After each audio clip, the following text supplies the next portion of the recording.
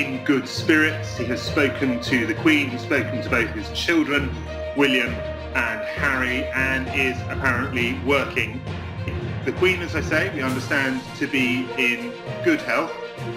We don't know whether or not she has been tested. We understand the Duke did not meet Prince Charles when he met the Queen on the 12th. So at the moment, the royal family, as is quite often the case, shares the same travails as families up and down the land. One member has tested positive for coronavirus, that's Prince Charles. Our understanding is that nobody else has been affected. Prince Charles and his wife Camilla are self-isolating. The Queen and the Duke are self-isolating on grounds of their age, of course, and life goes on as close as you can say to normal. The royal family has just announced that Prince Charles has tested positive for coronavirus. Let's get right to CNN's Max Foster. He is live outside of London. What's his condition, Max? His condition is that he's been tested positive. He's in Scotland currently, in his home there, his private home there. He's been displaying mild symptoms but otherwise remains in good health, and has been working from home throughout the last few days as usual. So that's positive. Obviously a huge concern. He's in his early 70s that he has this virus. He is in the vulnerable group. He's with the Duchess of Cornwall, Camilla. She's been tested. She doesn't have the virus. He's following all the appropriate advice, we're told. The tests were carried out in Scotland, where he currently is, by the health service, and he met the criteria required for testing because he's in this vulnerable group.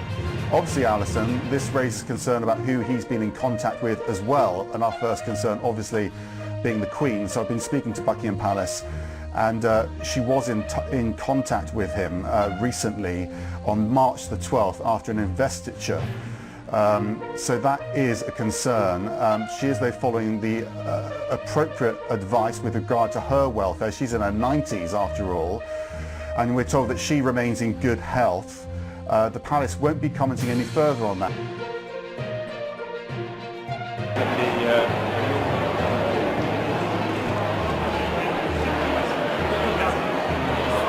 They go around the world. They go first to California, Hawaii. This is my problem. I've got a little dry suit that goes.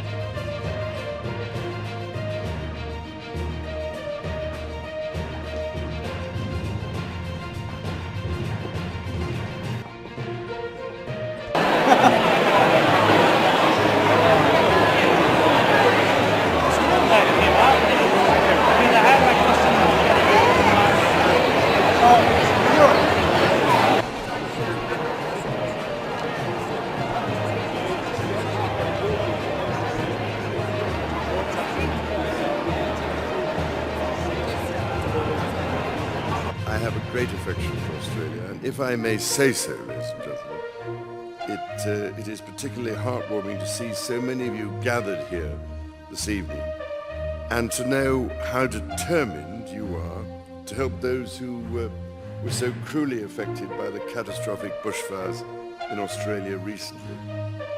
I was most touched to have been invited to join you for this occasion, and have an opportunity to express once again just how much my family and I care about what I can only imagine must have seemed like an apocalyptic vision of hell that the Australian people have been through over these past desperately trying few months. Like all of you, I was profoundly shocked by the extent and intensity of the fires which swept Australia this summer. They affected an area, as you know better than I, larger than Scotland, and even the most seasoned firefighters were taken aback by their ferocity. These terrifying fires robbed people of their lives, their loved ones, and their property, driving them from their homes, while at the same time wreaking untold devastation on Australia's unique and precious wildlife. The scale of the loss is as appalling as it is heartbreaking, and it is dreadful to think of the suffering that so many Australians have had to endure. I must say I was deeply moved by the letters my family and I received from Australians describing the dreadful scenes they witnessed. One lady from New South Wales described how, driving through the snowy mountains near Canberra, she saw hundreds and hundreds of miles of burnt trees, utter devastation everywhere.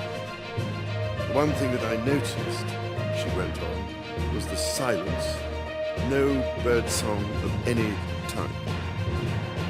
My heart was broken at the sights we saw while driving through each small hamlet. Amidst the horror and the sorrow, I have above all felt the greatest possible sense of admiration for the extraordinary determination and resilience of the Australian people. The manner in which firefighters and other emergency services, as well as countless thousands of volunteers, in their own unique Antipodean way, have risked their lives to defend neighbour and stranger alike, represents, it seems to me, the very essence of the Australian character. At times we saw that enduring spirit of Aussie mateship tested by exhaustion, by the greatest pressure, and by the greatest danger. It's not surprising that the fire's helmet now stands alongside the digger's slouch hat as a powerful symbol of the courage, resilience, and generosity for which Australians are renowned.